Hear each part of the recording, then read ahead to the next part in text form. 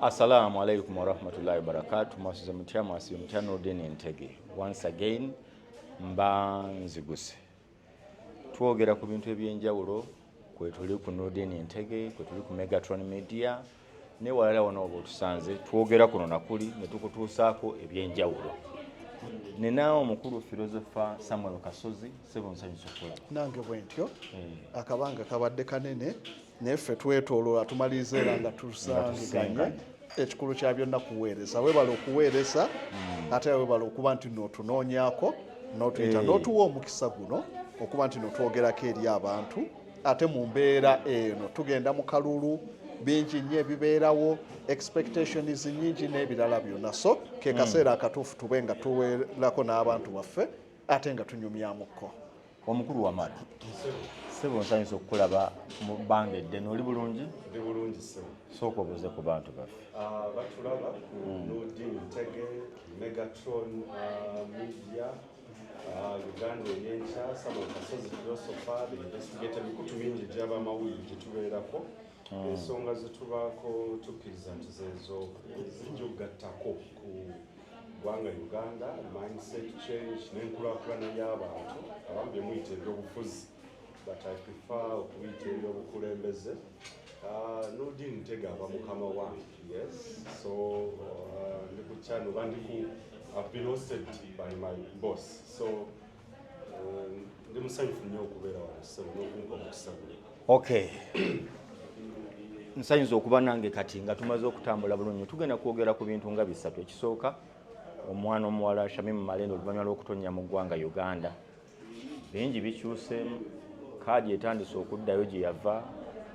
kaadi etandise okwesamba Malende ekomawo gy'ali ye byayogera bizibu ki. Lwaki yaganye okwambala yunifoomu ya Nuupu ye n'asalawo kayambale y'abasibe ali mukola ku protestinga balaga nti muntaddemu obusibe ng'akyekweseemu lwaki ng'abalala bonna bambala red. Eyabadde South Africa twabyogeddeko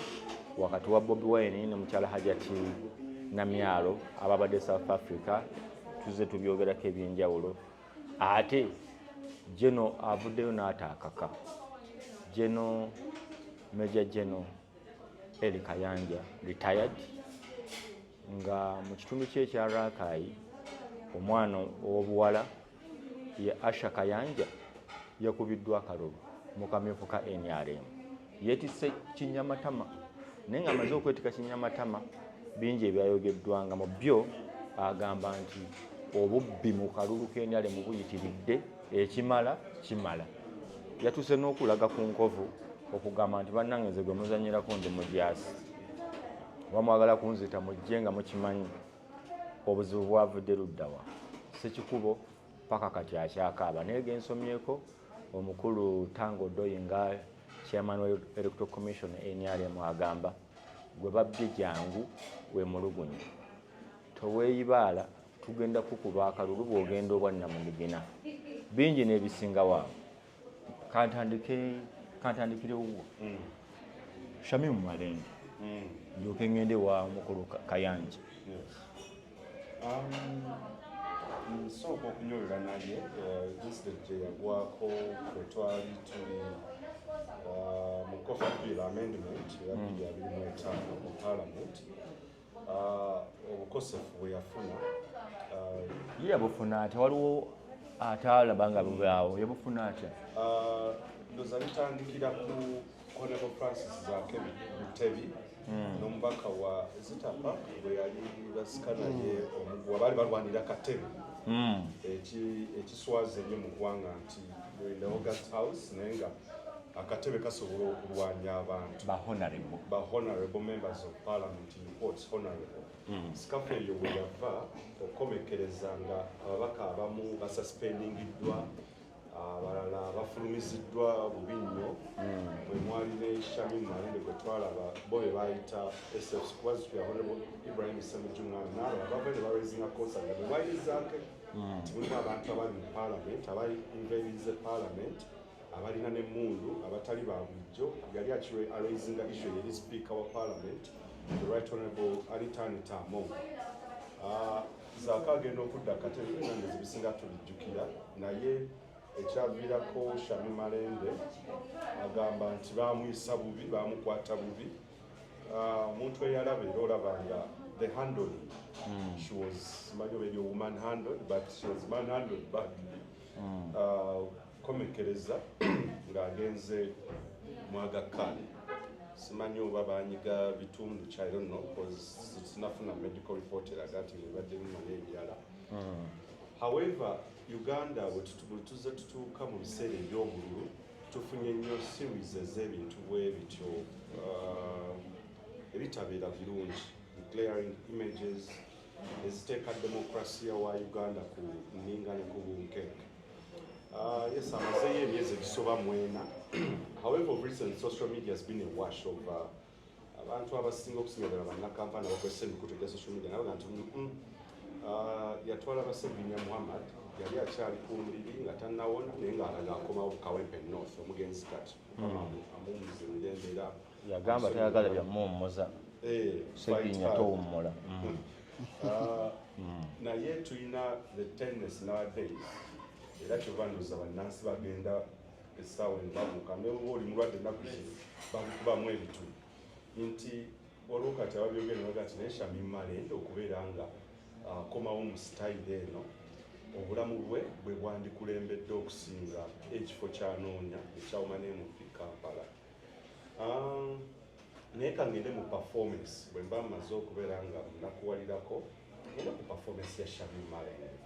ndi omu ku bannamawulire mu ggwanga Uganda bawadde ndowooza abatadde toffaali bannabyabufuzi abatali bamu kwegatta ne Shami Malende. During COVID-19 nzijukira bulungi nnyo Malende oyo twalinga nnyo mu Makerere University twakwatagananga okulikodinga vidiyo ez'enjawulo okujja ku Delta TV era nga ndaba omukyala alina embala ey'enjawulo omukyala nga ebimu ebyasooka okumukuba nenziramu wabbali namukyaza nagamba nti nze pulezidenti wange Kyagulanyi bw'atawangula kalulu sijja kulayirira mu gavumenti etali ya Kyagulanyi. Ekyo kimu zonna records nzirina. Bingi nnyo byeyayogeranga nga tugenda teekawo enkyukakyuka ey'annamala ey'omuggundu mu kibuga Kampala where yali managed Kampala district. Little did I know nti ddala kikwagala kutwala site oba omukululo gw'abannabyabufuzi abalala aboogera ebintu naye nga si kye bategeeza. I saw a brilliant lawyer, omukyala ali straightforward, ali focused, nga ndabya ddala byayogera. She's going to make a better politician, unlike betuzze tufuna mu Kampala. Abasuubiza empewo. Yes. Ekyasinga okunzi gye nviri ku mutwe Shami Malende olwamulangirira bw'ati ayingidde Parliament ndowooza n'okulayira nga tekunnatuuka nga Shami Malende atandise okukwata layini y'abannabyabufuzi be mbadde mmanyi essimu ne zikyuka awo atya ennamba ne zivaako n'aleeta ennamba empya ne ŋŋamba ono gy'alaga nga ebintu bino biringa ebitono but bikulu nnyo kunzira kukola public relations. For instance, nti yes mbadde ne Samuel Kasozi kuva ku Delta TV yazze yonna natuze tutambula ffenna. Kizibu nnyo okusuubira Kasozi nti ayiridde ekifo ne musuubira nti agenda kyuse namanga ffe banuudi ne banya tulabanga like that. Mu public relations kiraga nti you're not pro people olina ebigendererwa byo olubifunye oliseewo ogenze. Shami Malende olwatuuka mu Parliament bw'ati ennamba z'essimu n'azikyusizaawo abalonzi musumbuwa. Ekintu ekyo yes amazima bw'oba ogenze mu Parliament oba mu kifo ekirondebwamu elective politics ekyokusaavinga abantu ekyokuweereza abantu nga bwe batuula nti bwe balimba abantu era abantu wekisuubira nti onalebo amazzi gayingidde ennyumba z'abantu eno tusuubira eddoboozi lyo mu Parliament ebintu bwe tatu bibasuubira emisolo gituli bubi gyogereko jakuba ebyo yali asobola kuba abantu b'e Kampala akaluka wano wakati ayinza okwakawukanako n'ak'ebyalo akeera akayibwawukana yawawukanira ddala nti bannakampala mu kibuga wakati togenda kujja omugee nti omutwalo guuguno nti asanyuke nnyo abasuubuzi batraders baagala zipolisi baagala eddoboozi mu Parliament nti yanadde ndaba Vincent ngabo abekalakasiza ku URA nga ebintu birudde mu mponi birudde mu warehouse n'okola kutya emisolo miyitirivu nnyo bino bye byayogeranga mu campaign nze omuntu aŋŋamba nti simanya lwalulidde abaana bannuuku yes it's okay but munnamateeka ekyalina okukikola naye judging her performance ku floor ya parliament ebiseera byafunye otunulira Hansard n'obudde bwabadde nabo okusitula eddoboozi lye ng'ensonga z'abannakampala yes sirabye nnyo Shamim Malende era siwulidde nnyo ddoboozi lye nga bwe yali abyogera bwe nabifilminga nga bwe yali eno emabega nga tannayingira paalamenti abakyala bano abakola ku nguudo ab'obutale abakyala otuzze tubiraba abakyala abamu babona ne kati bakyabona andi kati Shamimu ye agamba bino byonna yayagala obbikola naye obuzibu bwe yafuna nti ate wabaddewo ba political prisoners bangi ne bamutwalira nnyo obudde naye kibiina ki national platform kirina legal department kirina bannamateeka abayitirivu ennyo abasinga tebakifaako ye yakiwaddeyo nnyo abala bakitwalanga kya PR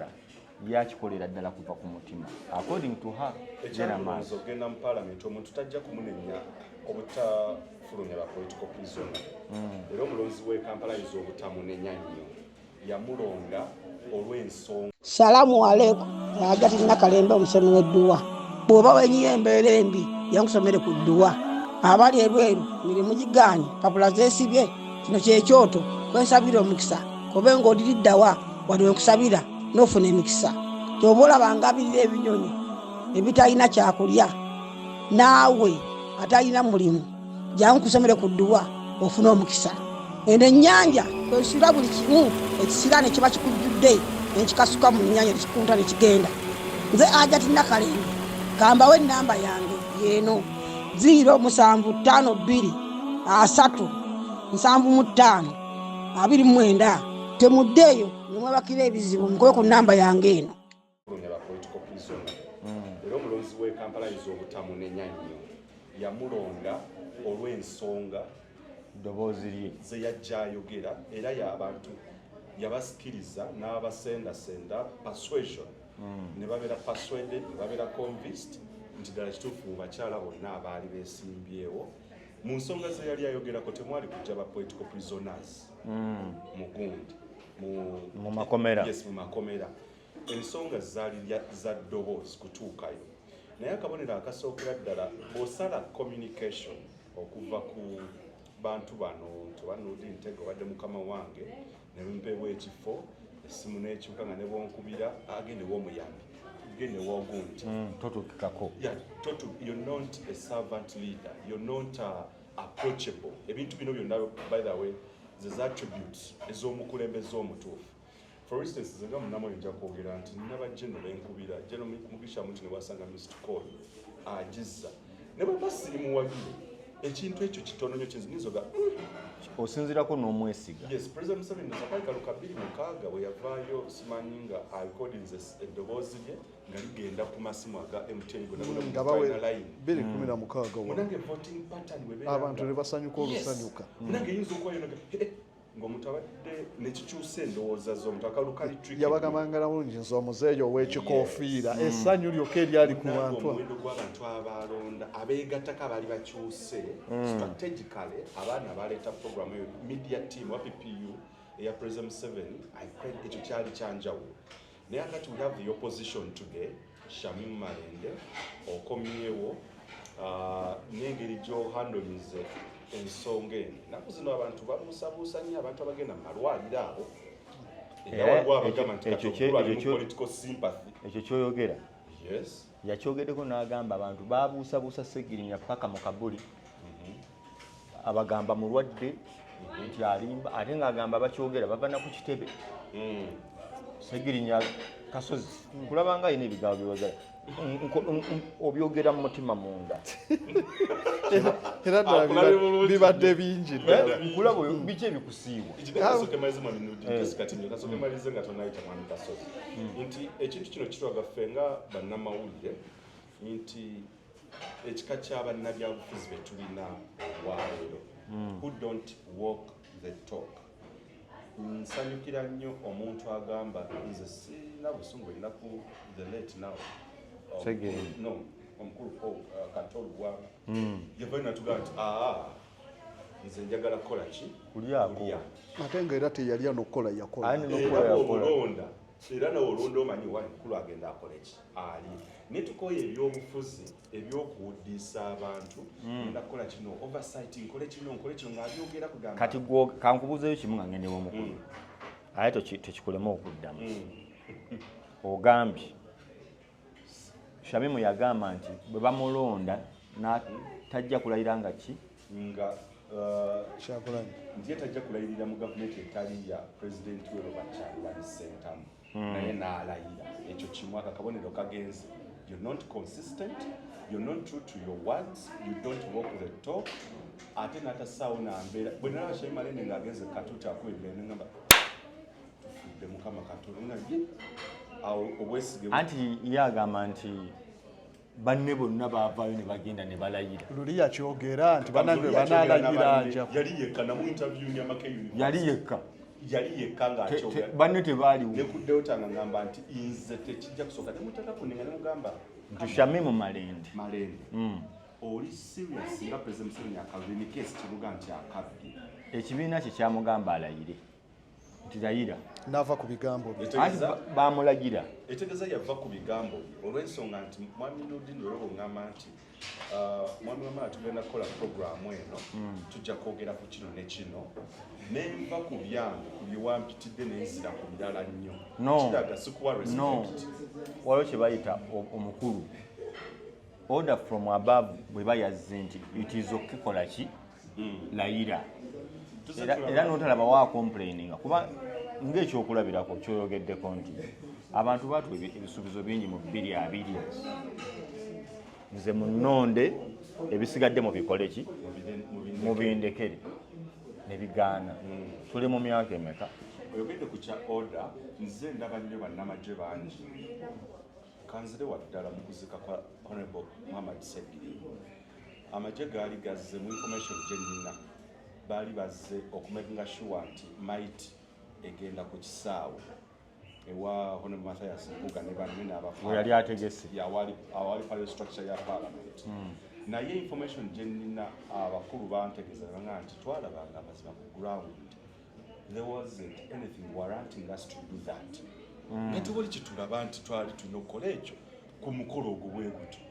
nti siga nti waliwo yali avumye abantu siga nti waliwo abaali bakasuka ebintu tewali kizibu kyonna era order gye baabawa era tebagigenderako ne bagamba this etegeeza baali sensible enough neyali akomandinga gundi eyo omuwa credit tulize tulaba orders mbitu nnyo President Museveni zazaafulumya ngeri bannamagye bagamba no I think this is not right kati yagenga Shamim Malende ekibiina kyamugamba nti alayira ekituufu kiri nti walina promise eri abaakulonda ekisuubizo ne bakuwa trust obwesige bwabwe nti ddala kituufu ono yagenda otukiikira naye olwaleero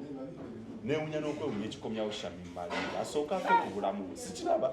asooka afe ku bulamu bwe asooka afe ku bulamu ennyo anti yagamba ku bintu byakoze ngenda kuddira kansooke ngendewa mukulu kasozi sama mpa assessment yo ku mukyala Shamim Malende so okusookera ddala wali wombuuliza ekibadde kinnumi ndabyo olina ebigambo unsaid words nga biri lawuda neewuunya engeri ya Uganda ebintu gye bibeera ebyekifuula nnenge mawanga g'abazungu bayomba nnyo olw'abakulembeze okweka obulwadde bwabwe n'asigala ku mulimu wano ewaffe n'alinamu ekisujja alaajana n'amagulu n'awanika nga ggwawo eri bakweka bulwadde eno bafa kubulaga eno bafa n'ekitaliimu kyekyenjawulo ennyo so kaakati wentunuulira kati ng'e-US balinako President Delano Roosevelt Sematalo owookubiri yagenda okuggwa n'alayira ekisanja kye ekyokuna owookubiri Sematalo owookubiri President Delano Roosevelt yali atandika kisanja kye ekyokuna we yaggwera Musajja bafukako n'emyaka ewulira yafuga ebisanja 4 Roosevelt myaka 16 so kaakati yali atandika kisanja kye ekyokuna naye yakimanya nti mu butuufu anafuye n'abasawo baamugamba nti mu butuufu oli munafu naye tebamubuulira bulwadde ki obumuluma obutamutiisa n'akimanya nti mutuufu sijja kumalako kisanja najjako vice president yali omunafu n'alondo ow'amaanyi anaasobola okwongerayo ye ne wanaaba afudde naye nga tali mu ddwaliro akyakola emirimu n'agenda n'akyala eyaluta conference ne babeerayo n'abakulembeze nga obulwadde abusirikidde naye nga muye owaawano ne babeera nga bamusunye kutu bwe bati amaliza asibira mu agakaani ekitegeeza singa bamukuba nga Trump gwe bakubako kutu ajja kumaliza ndowooza ayagala genda mu ggulu gyanalwalira so kaakati kikulaga ku immaturity eri mu bannabyabufuzi baffe so abantu baffe twagala tuyiga abantu bano abasinga baagala okutwala kye bayita victimhood ne baagala okulaga abantu tetuli ba victimu basobole okuddira mu office oba okugenda mu parliament nga bali ku layini eyo y'okubeera aba victimu batya ojja kusanga oli agambe nti bankuba nnyo we nali wano naddira n'obunafu bwe alemye okuweereza abantu obunafu obwo n'abukwasa ku ki ekyamutuusibwako n'asobola okudda mu paalamenti kaakati kyovola nti nno tulaba nga Shamimu Malende oluvannyuma lw'ekyali mu paaliyamenti oluvannyuma lw'ekyali mu paaliyamenti ono alwanaganye zaaka alwanaganye Shamimu Malende nti bamukutte nnyo amangu ago yakulaga nti nalina okudduka agende mu ddwaliro alwadde naye nga si yabadde direct so nga twalabako wano zaaka yakubwa ekikonde nga jeno yamukubye ekikonde n'abeerawo n'asigala mu paalamenti n'asigala ng'akyakola so kati weakness z'abakulembeze baffe abasinga oluvannyuma lw'okulemwa okuderivalinga banoonyawo kiki nsonga ki eneebafuula ba victim olw'ebibalemye Shamimu Malende olw'okuba nti no byonna bye yasuubiza ebisinga byagaana yali alina okunoonya ekimufuula victimu agambe ebizibu byange byonna byava ku kiri obutakola bwange bwonna. Ani Shamimu Malende agamba baana abalala bo bakoze eki abatali mu buzibu anti kaakati babaka banne yagamba waliwo Derek Nyeko omulimu gwe genda ku kitebe omukulu Alozias Mukasa oweerubaga South tamulabangako ku fulo kawalya ani ono owegundi ono ayagala meya Kaziwe Bashir waliwo leader of opposition ono namukuba apakati yani bali mwenzo mukulu bali mwenzo nagabo singa obakwata n'obassa wali bonna ng'ogyeko leader of opposition kuba ofisi ye emukkiriza alina okwogera ne bwaba takola ki tayagala n'agamba bano bamotere ku mmeeza tebalina kye bakoze naye ate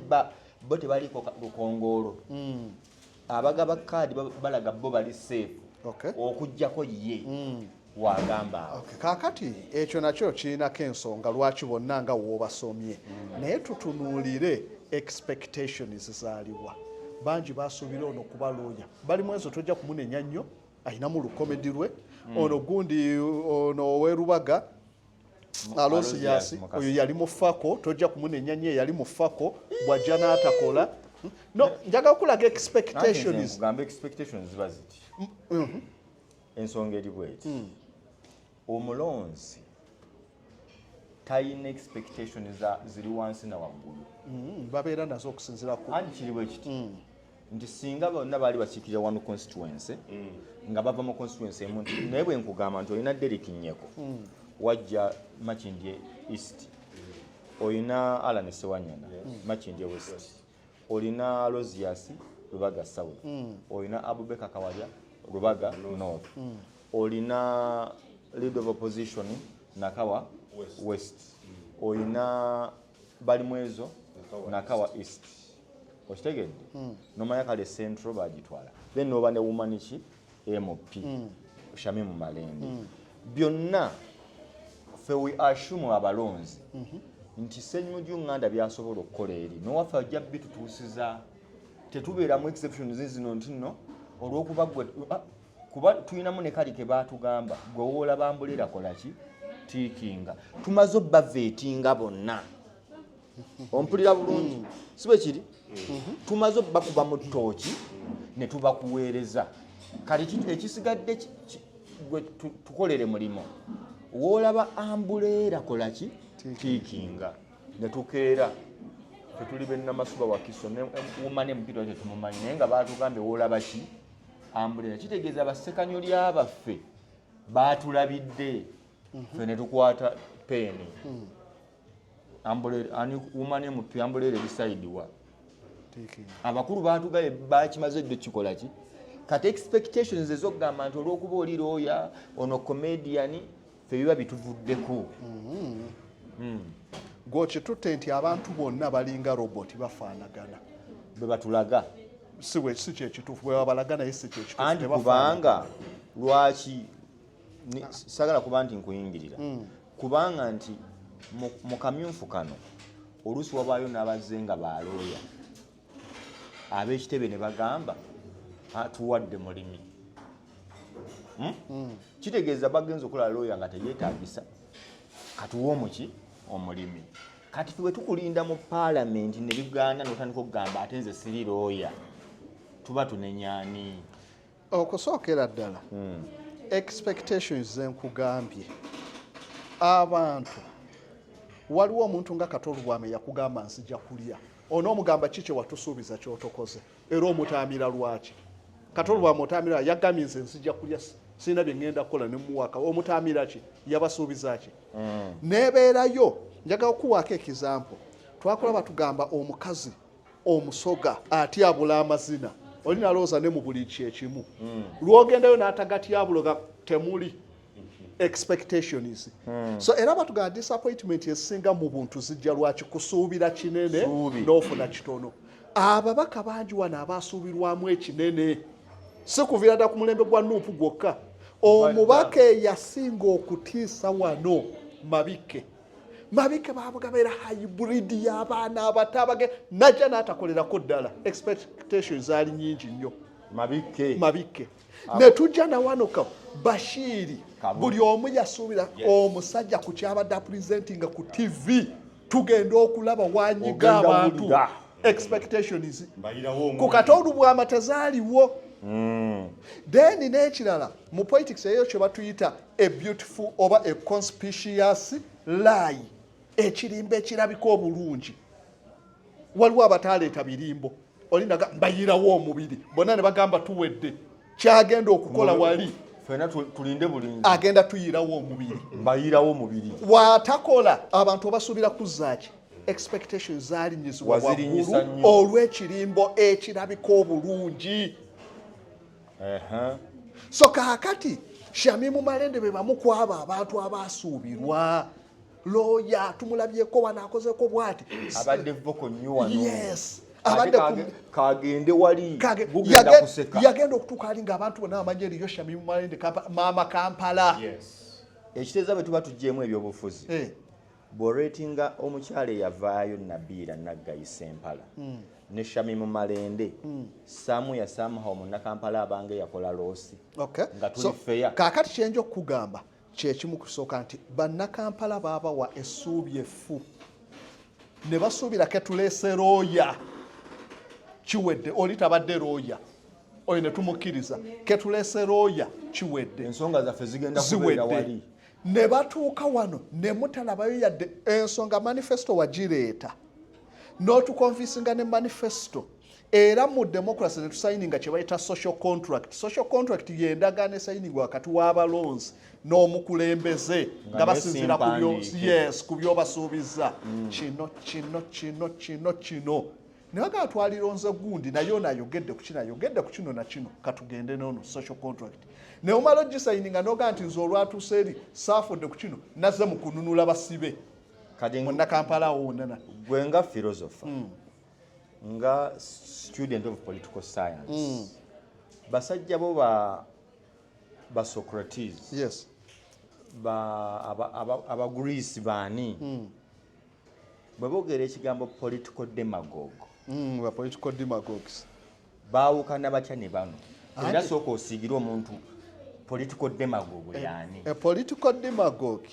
is a leader who rises into office by wiping up public hysteria. Mu Luganda ye mukulembeze alinnya mu bukulembeze ng'akyamuukiriza awugiza akasepiti ensi yonna n'ekyamuka. Era abasajja baba balungi mu kwogera, baba balungi mu propaganda, baba basobola okufuula ekintu ekiri black n'akifuula white. Beba demagogue. So kaakati abo be bajja ne bakyamula omulonzi n'alonda. Naye nga ffe tusobola okutula nti oyo demagogue byagenda tajja kubikola. Akyamuukiriza. Bandetere ku bano be twogerako. So kaakati ku bano asookera ddala yembayiirawo omubiri. Kaziwe Bashir. Political demagogue number one. Kuba yakola ekirimbo ekikyamuukiriza buli omu n'alonda. Mugeragane mu America waliyo baali bamuyita Herbert Hoover. Herbert Hoover ye mu ku bannaga before Trump abaali mu business abaali bakyafuza eka America. Naye yajja n'alimba Abamerica nti prosperity is at the corner. Mulingizeyo mu nsonda ali prosperity ejja. Mwenna mugenda kuba bulungi. Ye yasooka okuleeta prosperity for all mu America. Economic depression. Wakaveera. Economic depression nebako yagenda ova mu bukulembeze nga ne Christmas America tebasobola kufumba nva. Nga balina kusimba ku bateekawo bukioski ne bubagabira 33 ne babagabira nga supu buli omu ku Christmas balye kunva. Naye nga yabasuubiza ye demagogue. So kaakati be bano Babashiri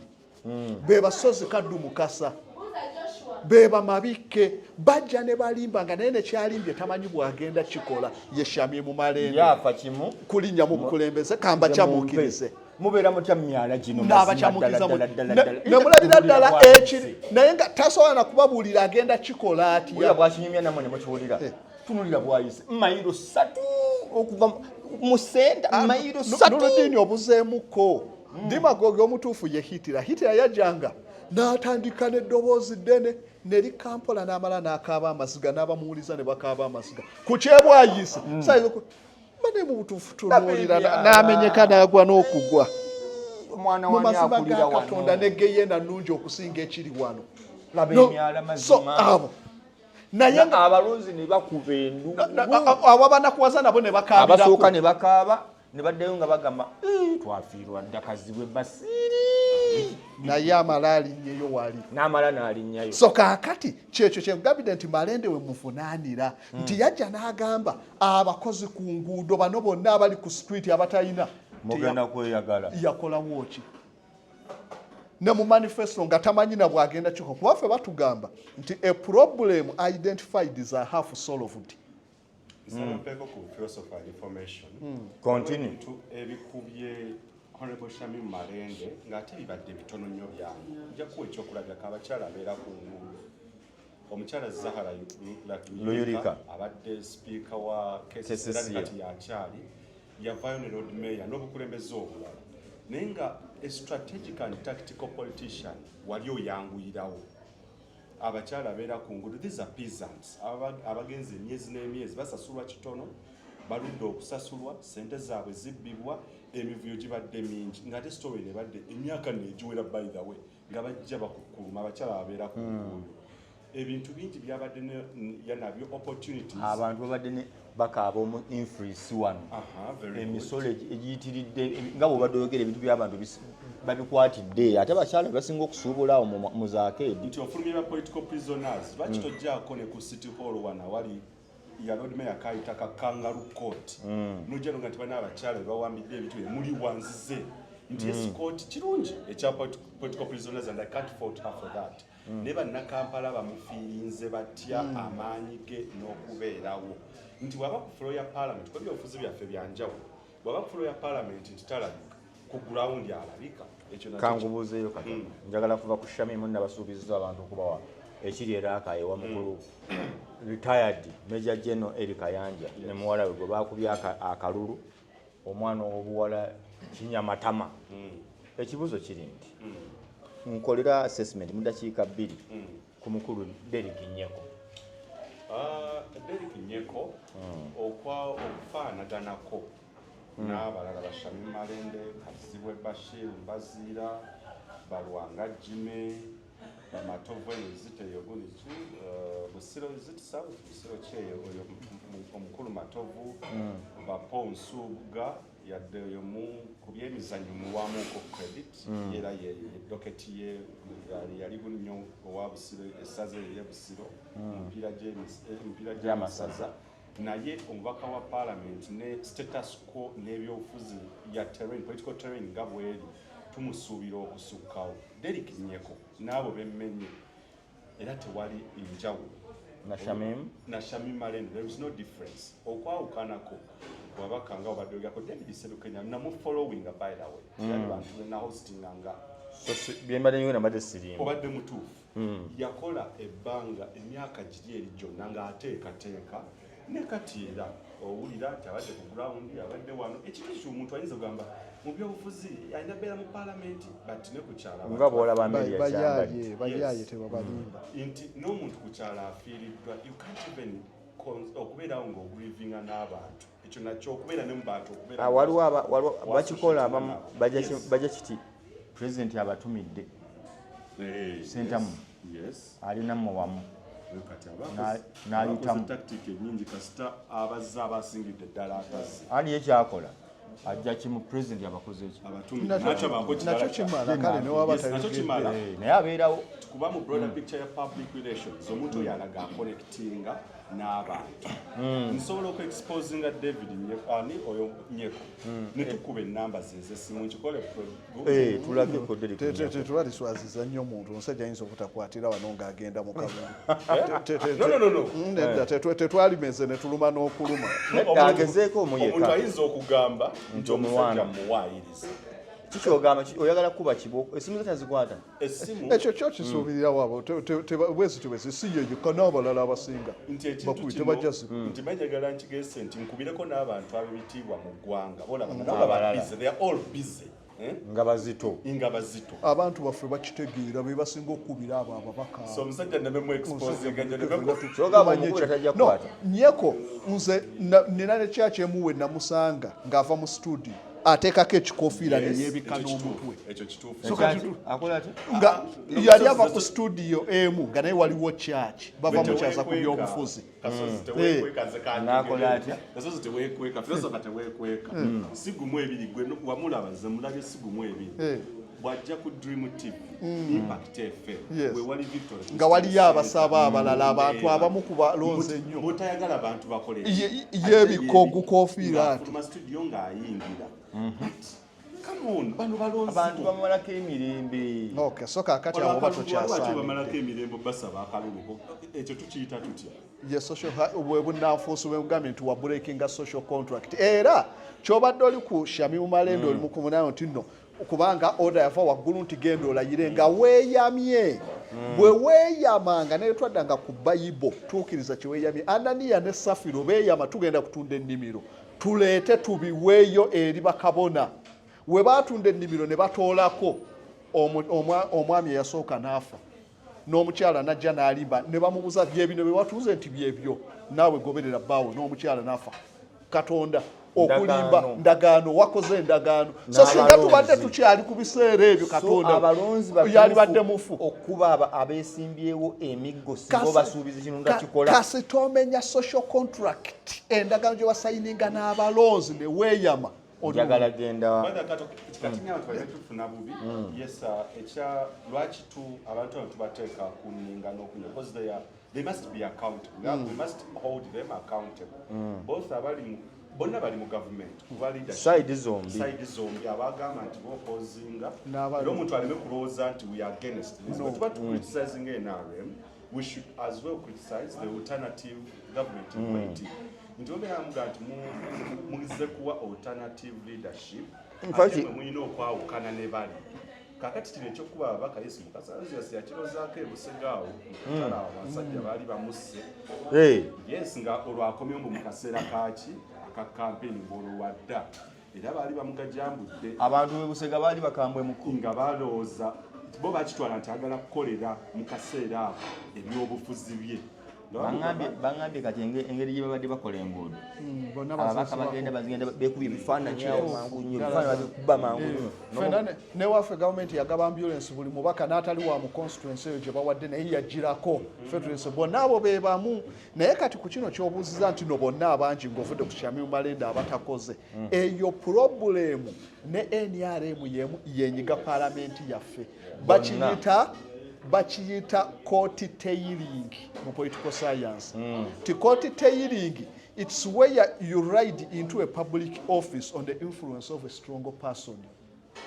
enswera neekugoberera ku kooti n'oyingira enju nayo neeyingira lwakuba eri ku ggwe ababaka bangi be twatwala mu paalamenti zaali nswera ennafu ne zigendayo ku lwa strongo ambuleera bonna kaakati ensi erabyeko ku ife Malende yingira gundi nyeko yingira n'atamanyi kyakola n'atasobola ku identifyinga nti luno lubuto ono ali pregnant eno ntumbi yayingira paalamenti be babaka baffe betubanje otukolera omuntu tosobola kugamba nti nno abantu tebafuna musaala wali ku State Hall ne batuuka okuleeta kasaso ne bamuyiwa omubaka n'otolabika nako yadde tekikwetagisa kujja olwane n'ababuyinza wabula jangu buzi ku media ssatu zitambule Shamim Malende takyayinza kulinnya ku media kasa yalinnya mu paalamenti teyadda kulinnya yatandika nga ali ku impact nga tasobola kulinnya newoomuyita nina gwe nakubira essimu ng'ennamba eriwa naye nagamba alina Bulaaya njagala kumuyita kujja ku show baamaliza baagaana okulinnyayo ate nnyeko ne mwebazaako yabadde alinnyayo ko ebirala biganyi naye abadde alinnyayokko so yes naye banabalala abatasobola kyekisooka anzijjukiza omukulu Richard Sebamala amusore kisenze ndi so honest Richard Sebamala waliwo yaŋŋamba nti ali ku nnyonyi kyekyo bwe batukola ennyonyi egudde ku masengere nga ndaga ali bweru nti taliiwo nakubirako omukazi we Bashir Mbazira ndi mu meeting nja kuddira n'ensanga kazi we Bashir Mbazira agenda ali ku gundi agenda ku TV meeting wa yaliwe omusajja twali salama ne Isaac 1K ne tumulaba ne Isaac anangamba leka ntikubira kazi we Bashir omusabe interview ayogere ku bimwogerwako ng'omusajja tumulaba atamba omusajja n'atugamba nti ali mu meeting adduka mangu agenda kwegatta ku meeting adi waliwo polite no yetya naye polite no yes I know there are so many ways to say no ng'omuntu oyagala anyiige temujja kuzimba bulimba mbu polite no nange kyenkuba temujja kuzimba bulimba no nedda mwalimu Nudi njagala nakulimba mu kitiibwa saagala omusajja wange anaagamba nti sigenda kuzira kamugambe ekituufu kiri yogera amazima gamunyige tisijja kusobola wagenda otandikira tutwagira kakati wanaaba nga ayagala amazzi waliwo asobola okugamuleetera wali naye gwe n'omugamba kanfune ka booda kumwe n'omutemu yabaaliwa kubanga polayitirayi bino nga bagenda mu kalulu babeere nga bakozesa reasoning obudde buno bwe tulimu balowooze nnyo omuntu ajja mu campaign ati olina ne right okumubuuza ebibuuzo bw'atabyanukula to your satisfaction wiiru erijjoli kyekino electoral commission kyetakola electoral education okusomesa abantu naye nga bikulu okwewala ebintu bino incompetency abantu okubeera nga bagenze tusindise muwawa nammwe abalonzi essaawa eno mwebeereremu nti omuntu omugezesi ekitono bw'atuuka eyo nagoga wayi nakola ogwange njagala kubuuza Kasozi Samuel mu dakiika 2 mpa performance ya Kyagulanyi Center mu kisanja kino emyaka emeka eta yes so okusookera ddala Kyagulanyi wetuba twasesinga roles z'omuntu oba achievement tutunira positive ne negative eri opposition bannayuganda awamu essuubi lyabwe ne future generation n'abanajja nekiwe natusobola okwasesinga naye lwakuba obudde butono simanyi nti oba nyinza okusobola okwasesinga hinti ntonotono okay so kaakati okusingira ddala ku positive zensobola okuleetawo nti Kyagulanyi asobodde okusqueezinga gavumenti n'agiteesawo ne polisi olumu zeetagenderedde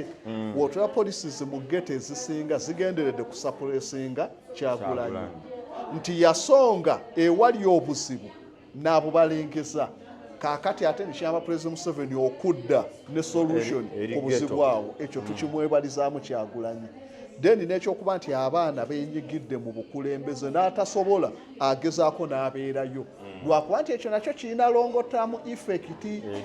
nti nno tujja kubeera ne crisis y'abakulembeze buli omu waanaavangayo obufi nga tewali nkola political parties luli ze zaasengejjanga abeesimbyewo naye wotula ku muyaga guno ogwajja tewali kusengejja okusengejja kwe kuliwa muleke abantu badebatinge ng'abalala balaba bazuule nti ono kale byayogedde tukkiriza amazima naye tubigaanye kibeere nga Pilato nti omusango gubeere eriffe naye tobawadde chance ku debatinga nga public ewulira eri abalonzi obeera obakotogedde awo Kyagulanyi bwenjo muneyesa yadde nga yali abawadde entandikwa okwetaba mu byobufuzi eyo disadvantage then kaakati nga Kyagulanyi nga yenze bingi ebigaanye ekisingira ddala bannayuganda gwe bw'okuŋŋaanya atuukiriza percentage ki alemereddwa atya nsobola okumuwaako nga 38 gyatuukiriza mu byeyasuubiza nedda okugamba byasuubiza si byebingi era ennyo kuba byali kukujjako nakyemalira kukola ki naye sigamba nti no mu byenfuna yasuubiza nnyo ekisookera ddala ekyokumugjako ekyo kyagaana ekya okuba nti no bajjako dictator ekyo kyagaana oba dictator ate bwalabikira waabwe oba dictator bubeera buli ne Catholic Church gye buli obwa dictator lwaki enkirevu tolabangayo bakatuliki nti bagenze balonde paapa naye batuuka eri politics ali eri negundi yonna obwa dictator ne bweraga nti oligarch group y'abato esalirawo abantu bakayana so kaakati awo wabeerawoko obwa dictator obuli democracy ekyalesa democracy okuvira ddala Anthony's kyali people's participation democracy kyekimu ekirala ye rule of law ofugibwa mateeka ne constitution yegaanyi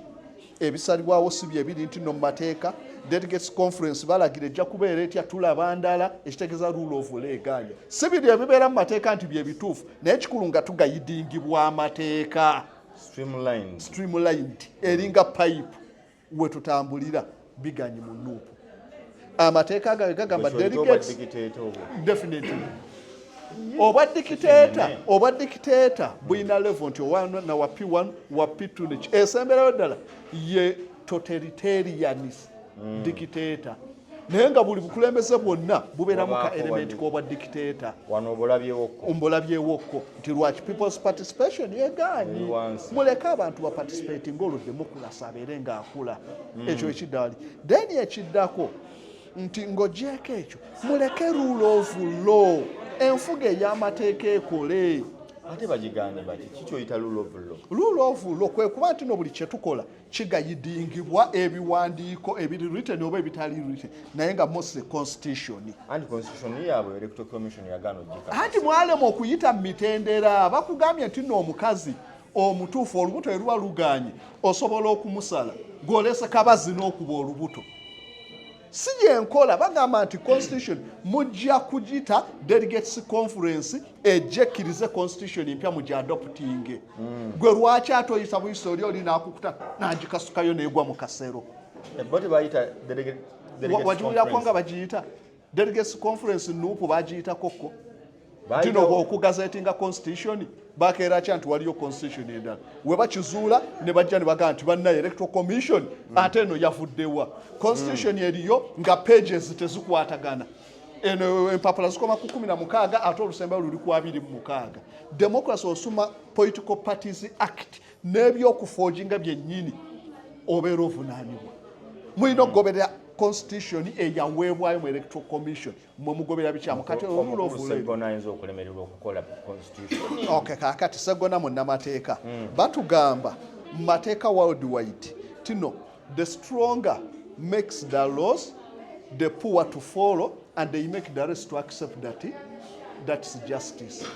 Abamaanyi bakola amateeka abanafu bagagoberere ne wamatiza ensi nti ago ge mazima. Sagona munnamateeka abimanyi bakola ebikyafu ne wamatiza ensi nti kyekituufu ne tugoberere ensi netambula nekubendulwa wamaanyi. Kaakati we tuli awo. So democracy alemye okweraga mu nuupu. So nga bo abagamba nti dictator twali tubasuubira okuteekawo ekyenjawulo. Yes, twabadde tusuubira nti constitution nti bagamba batya nti kale delegates conference katuteekemu essente ntono ze tulina egindi bamemba bawandiikibwe then bamale beerondemu tumanye ojja kupromotinga democracy naye gwe tokikoze. Ebyo byennenya nuupu babadde balina chance babadde balina funding buli kimu nga basobola okufuula party eri democratic tebakikoze. Ekyo kineeza Kyagulanyi. Kyagulanyi.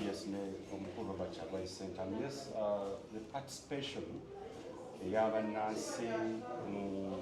mu bisalibwayo. Ensangi zino bw'ogoberera emikutu gyonna emigatta abantu ne ku TV like media wise abantu ddala kituufu beeyongedde nnyo okwetaba mu byobufuzi byobukulembeze nti n'akalulu akaali katawulikika nnyo nga twali tukamanyi ka national resistance movement ak'abavubuka olwalina artist owulirawooko owulira ddala ebbugu ddala buba obutali buli ekyo kijja kitya nti okubeera nga abakunga bakubiriza okwetabanga mu byobufuzi ku buli mutendera. Kyassanyu era kinsanyusa okulaba nga bannansi bakozesa emikutu lwaleero tubinkana ne citizenary journalism gabannamawulire nti professor wa Dr. James Pilot yekka yatandika pothole exhibition. At the end of the day, the government was exposed, and I must say, citizenary journalism yawangula. But why? The awakening of the masses, okubazuukusa, okubeera kugamba balinga abaali beeteeseteese nti basobola okwanganga embeera ezisinga obungi. Kati we can even use X oba Twitter okwe-exposing corruption, bad governance, human rights violations, ebintu byonna eyeba of course win olw'ensonga nti mwami Kyagulanyi yawa face empya eri bannansi nti tolinda nze nti tolinda munnabyabufuzi yenna bw'olaba omuntu nga kuba kati n'ennaku zino ssebo errant drivers oba abavuzi abavugira obubi ku nguudo ogenda omwana nga yamukubyedde ekifaananyi kiri ku Facebook nti ono asudde kasasiro ku kkubo n'abakuba obwana ebintu ebyo byonna byeyongedde nnyo siga nti tebyaliwo naye kati byeyongedde nnyo nti participation andi olumu tumanyi okuwa abantu credit nga si zaabwe olusi ng'omuntu tuli mumuwaani musuutiriza ne tumubuuza mu 2015 ki ekyaliwo abantu kye bataakozesa mukutu ki ogwaliwo okitegeera ngamba kati nga 2005 nti waliwo ki ndoza waliwo Facebook naye nga bw'otunulira tudde WhatsApp ku speed kweddukira olabe TikTok ku speed kweddukira nti March as Ugandans babyettanidde nnyo naye ne Bulaaya babikoze eki era nabo bw'obaratinga bwe baali babikozesa mu 2010 nga level yali ntono nga kite nze ndowooza nti ne bwe yandibadde ggwe olwaleero nga gwaliwo kati lwaki credit bandibikoze kati mwami Kyagulanyi Facebook yes yaliwo nali by then 2012 emekanga nkyali musome nga Facebook wene what did we use to post no ngamba even in America rate kwe baali bakozesa Facebook yes ne rate kwe bakozesa kati social media nabo today tefaana ya 2010 yadde Facebook yali ekola ki my point is biki bye twali tuteekayo yes buli generation buli mwaka osubira namba z'okulinnya but tugikozesa tutya emikutu egyo kanesibe ku X the pothole exhibition ne tugenda mu exhibition eya health eya parliament eya executive eya police bino byonna this is citizenary journalism professor akwataganye ne ba Agatha Tuhaire ba Gabriel Gule naffe ffenna ng'abalala tujja tuga naye ng'enamba esinga y'abavubuka emabega oba ebbanga lyonna Kyagulanyi babadde apiiringa 2 ogenda okulaba nga participation yaabwe n'engeri gyebakozesa emikutu egyo okwadvocatinga ku ebintu ebizimba eggwanga olaba ne TikTok ati gye bagaa nti baddeko nnyo ebintu bino na bino birina obusebu naki olaba omwana ng'akutte simu ye video ayogera ebintu ali mu kuanalyzinga budget noga wow mbalaba abaana bamanyi n'okukola ne talk shows baziteekako zennyini eza kati ekyo kimu awadde face ekyokubiri nti olwaleero ku ludda olwa opposition ndowooza tulinawo kyoyinza okuyita consistency nti olaba amaanyi abantu ne balaba bannabyabufuzi olaba amaanyi ge bateekamu okuddingana ensonga okulemera ku kintu ndowooza amaanyi ge yateekamu wano ng'ajja abantu okubeera nga beekunga ebbugumu eryo eryaliwo it is another credit. However, on the other hand,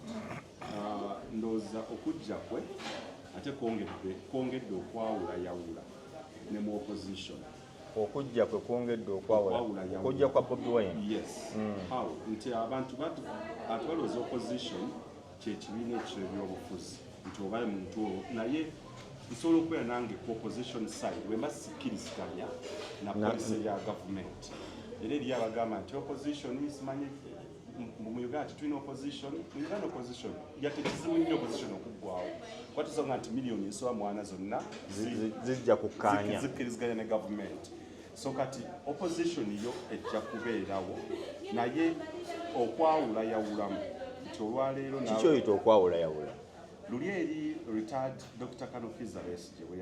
nga yali head nga ye head of the opposition walabanga omuzinzi unity eriwo n'obumu for instance nja kulaga campaigns ya nkuweeka example wamala ku kintu ekyo kyoliko nze neesimbawo 2011 ku pate ya Bidandi PPP naye sente za nomination n'amafuta zaava mu FDC ku lwaki bagambe Nakasongola tetuyinayo candidate naye akalenzi gye kali koogera FDC bampa sente n'okumalako campaign eyo ye kodi naye ate kati ekita kyaliwo biraddala teke noono kubanga olwaki kyengezaako okulaga Kyagulanyi yenda osinga omuvubuka mu North ene yali owenyalemu yali ani mukalulu akawedde kati nga nuupu yonna basobola okwakomodatinga ekyo yes kuba yalina okukibateekamu naye nga obukulembeze bubateekemu nti okolagana oba peaceful coexistence n'obu tusobola okukolagana n'abala ekigaanyi yaleta ekintu ekyo mu activism yanamulaba nnyo tujjukire walk to work nti walabanga amazima ga Katonda mu ggulu yali ekintu kyali powerful negunzi yaleta activism nti tugenda kulwanira like my land my word ebintu byonna campaigns yaleta nga opposition mina biunify nga nebwa tufena tukiriko opposition definition yange sigoberera nti omukulembeze gundi n'abantu bennyini abatakkiriziganya na policies nabo baba ku opposition etegeeza like abantu abalina endowooza eri opposite to the government Dr. Kizza Besigye mazima kankuwa ekyokwera ku nti olwaleero nzijukira mu kaluka 2021 waliwo Kyagulanyi we yagamba nti bane tuveeyo mbiziza mu kooti y'abantu tuveeyo tudimandinge obuwanguzi nga n'ababaka bamu tebasobola mu constituency zaabwe kukomandinga kuduumira abantu kukolaki enjawulo yali ku Dr. Kizza Besigye nti olwaleero ffenna tugenda kuba buli direction wafubutukayo ow'amaanyi akulembedde nti tuveeyo mu ngeri ez'enjawulo ng'ateeka ng'olaba n'abantu buli omu kimukwatako nga buli omu kimukwatako kati olwaleero ogoberera waliwo kye tuyita intolerance mu byobufuzi obutagumiikizigana olwaleero okuvuma okuwemula okumukola ebigambo okuyisaamu eggaali ayawukanye endowooza naawe kweyongedde nnyo era ku mikutu emigatta abantu mitimbagano nti tetujjaga nti olwokuba Kyagulanyi azze nti tumunenye n'okukola ki era essaayo tuzooga nti essaayo no tuba twogera tusobola kunenya Idi Amin ku biremye eggwanga Uganda President Museveni omuntu we bamuttira wali eri kati President Museveni